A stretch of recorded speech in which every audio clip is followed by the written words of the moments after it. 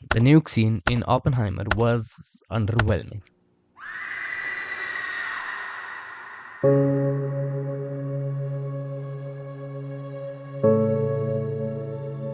I'll just start off by saying that I loved Oppenheimer. I went to see it in the theater in IMAX when it came out, and it was one of the best movie experiences I've had in a long time. Especially thanks to Christopher Nolan, and heck, not just Oppenheimer. I love Christopher Nolan in general. Every single movie he has made is a masterclass in storytelling, cinematography, and especially special effects. Practical and special effects. He seems to prioritize and prefer special and practical effects over CGI in majority of his movies. But the most common misconception about Nolan is that he hates CGI, which isn't really true. In fact, he loves CGI, he just likes to use it more sparingly and only use it where it is needed. And sadly, I have to say that he should have preferred CGI in this one particular scene in Oppenheimer, which is arguably the most important scene in the entire movie. The Trinity test scene.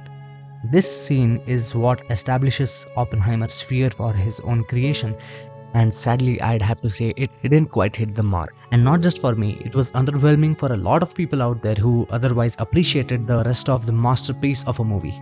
Now, don't get me wrong, this video is in no way trying to undermine the creativity, thought, and effort that went behind making the practical explosion and the entire sequence in the movie. I'm not saying it's bad, I'm just saying it could be better. And by being better, I just mean the explosion itself. Sound design, editing, cinematography, acting, and the build up in this scene are the textbook definition of perfect in the book of movie making. The problem I have with the sequence is with how the nuclear weapon's detonation was represented in the sequence. The power, the brightness, the intensity, the heat of the explosion is just lacking. The explosion itself lacks the shape, the dynamics that would fool the audience into thinking that it's an actual nuclear detonation. But leaving the explosion itself aside, there are several basic lighting mistakes in the shots that follow the explosion. So I'll just analyze a few shots just to show you what I'm talking about. And right from the start, as the nuke explodes, as we see a close-up of it, it just straight up looks like a gas explosion. It doesn't look like a ball of fire that is expanding. That is what nukes are. You can look at still photographs that were taken a millionth of a second after the nuke was detonated. They are spherical in shape because they are fission reactions that grow outwards in all directions. And the reason the explosion looks like the way it does here is most probably because the explosion is a propane tank explosion, but I talk about that more in detail later in the video. The point right now here is this explosion simply doesn't work for the scene. And the things, they already had the precise shot that was needed in this scene. This shot right in the same movie, but they didn't use it for the sequence.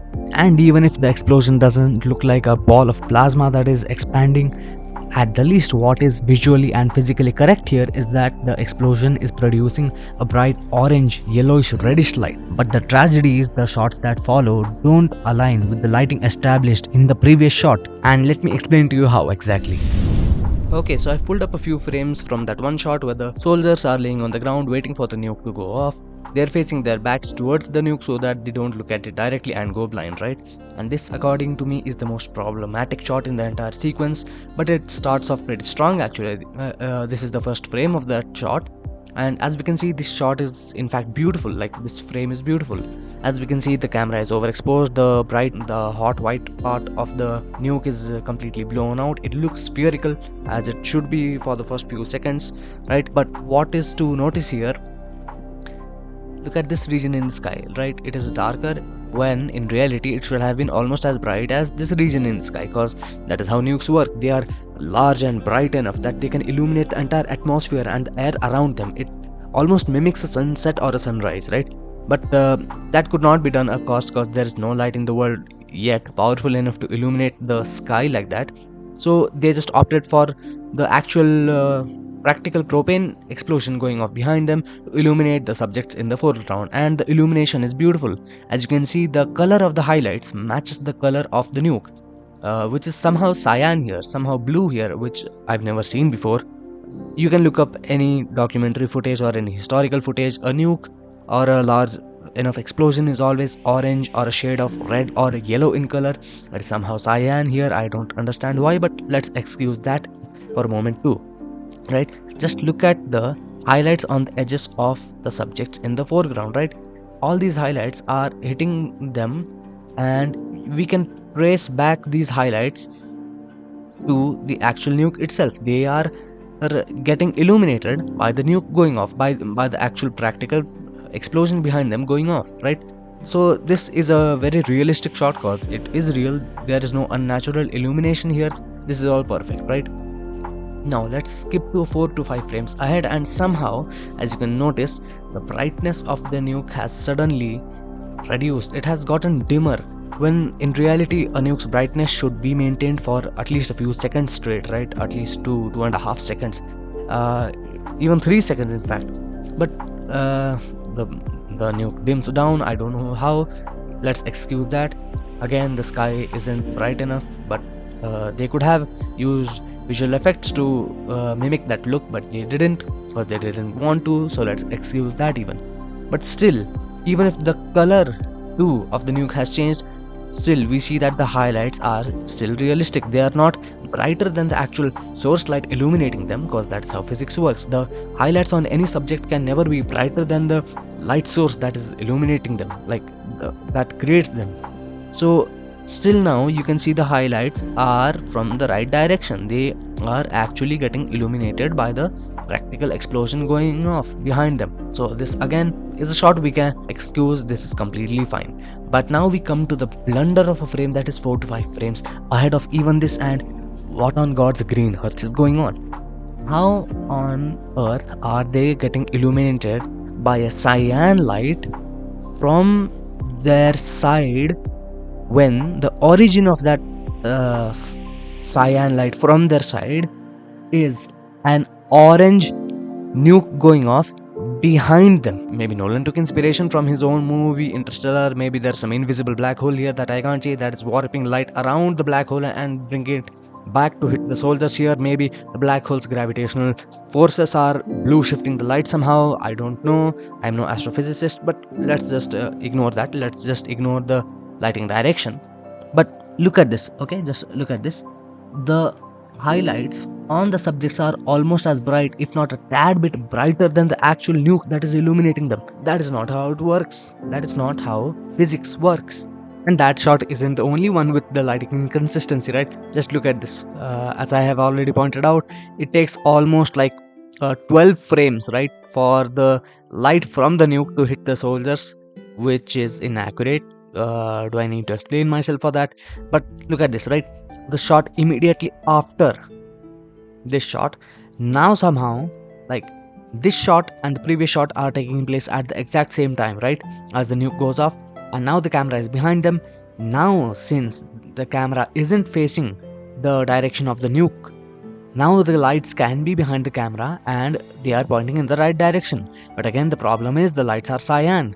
And what's even more shocking, I'd say, is how the light changes within the duration of this shot. It goes from cyan to orangish, yellowish, which it should have been to start with, just a bit brighter.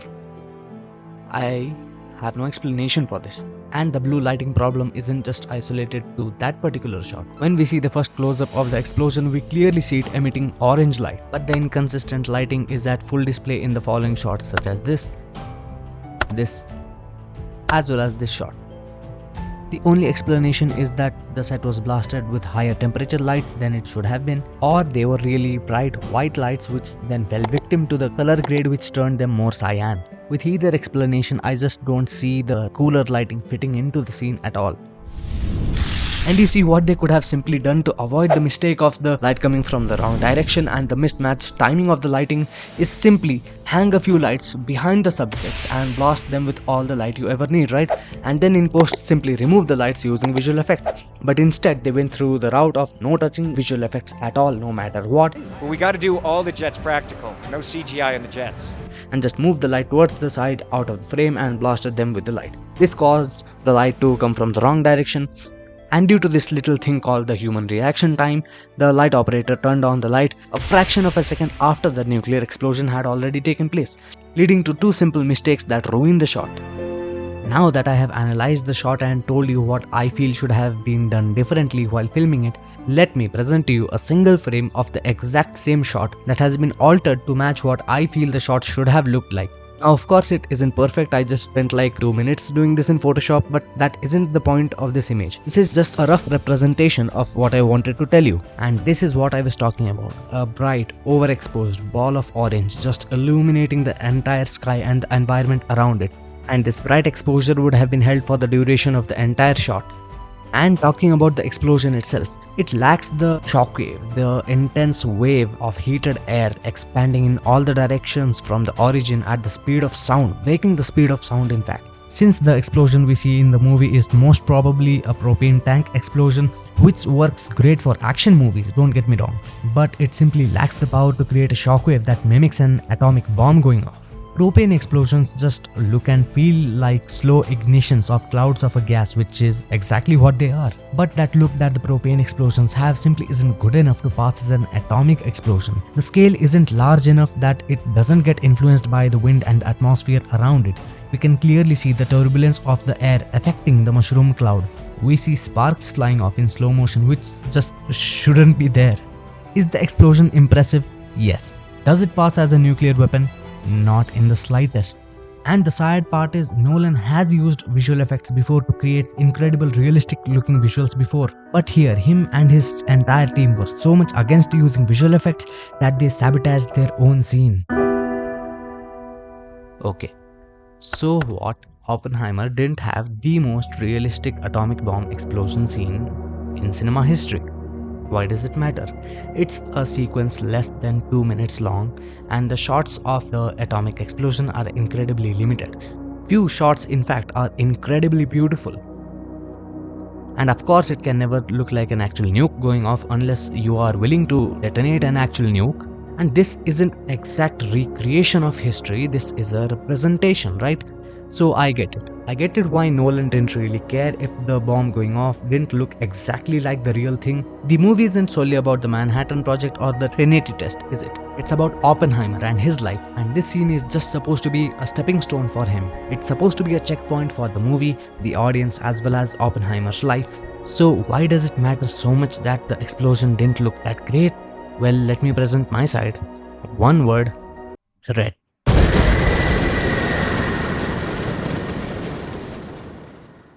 The explosion didn't look threatening, but in real life, Oppenheimer was afraid of his own creation. The atomic bomb going off reminded him of that shlok from the Gita. I've already made an entire video explaining why Oppenheimer remembered that part of the Gita in that particular moment. You can simply pause the video, go watch it, and come back for some better context. To Oppenheimer's eyes, that pillar of fire that stretched from the ground to the sky, hundreds of meters tall, reminded him of God's form on Kurukshetra itself. It reminded him of Vishnu's multi-armed form, which was described in the Gita to look as if 1,000 suns had descended upon the battlefield. That is what Oppenheimer saw. He didn't just see an explosion, he saw God's power itself at full display in front of his eyes, through the weapon that he himself had created. The explosion should have looked like a real nuke going off. It should have represented the power accurately, since that would have allowed the audience to connect with Oppenheimer more, to see the world through his eyes, to witness the power of the creation through the eyes of the creator. It would have struck fear within the audience as well as Oppenheimer that the power at display here isn't something to be joked about. Oppenheimer would have begun realizing the negative impacts of the nuclear weapon right from this moment, which becomes apparent when you look at the popular real interview of him, which was done after the test was conducted. He sounds haunted while quoting the Gita, and this is where the movie Explosion fails. It fails to capture the same power that could haunt its creator. And even if you're on the side of those who believe it should all be practical and no CGI should have been used, just imagine this for a moment, okay? Everything as of now has been grounded, realistic, and dare I say peaceful, right? Everything leading up to this moment. But the nuclear detonation changes that. It disrupts the peace. It feels unnatural. It would just positively service the storytelling so much. It is the visual representation of Oppenheimer's regret, fear, and terror. I mean, just look at the climactic moment in this very movie with the conversation between Oppenheimer and Einstein. The visuals here are perfect representations of Oppenheimer's fear. This scene is intense and suggestive enough that it could strike fear into the audience. I was holding my breath during the last moment. And this test scene should have had the power to be the seed to the visions that Oppenheimer has of the future, where the atmosphere itself lights on fire from these weapons. Just a moment ago, they were having a conversation about the slight possibility that the nuclear fission would never stop and could ignite the atmosphere. The nuclear weapon didn't do that, but it should have felt like that at the least. Now, I'll make it clear, I am no Christopher Nolan or Hoytevan Hoytema. They are absolute masters at what they do. But just imagine if this scene was a bit longer and it had all the dynamics I was talking about. Oppenheimer keeps saying theory will only take you so far, and this is where he sees his theory manifest itself in the practical world. Am I overanalyzing the scene?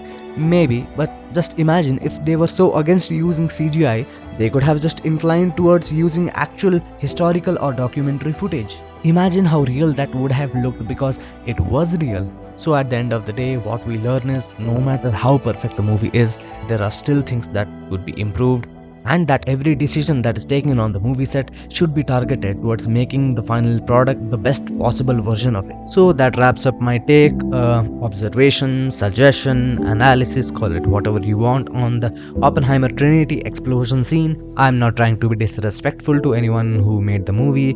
This is just a take of a fan for the fans. And I'll tell you what, if this video gets over 1000 views, I will try to the best of my abilities to improve this scene using visual effects, creating a version of the scene that closely matches with what an actual nuke would look like. So if you would like to see that version of the scene and support me in the process, then please like and share this video as much as possible so that we cross the 1000 mark. And to get notified when that video actually comes out, subscribe and hit the bell notification button. And I'll see you again soon.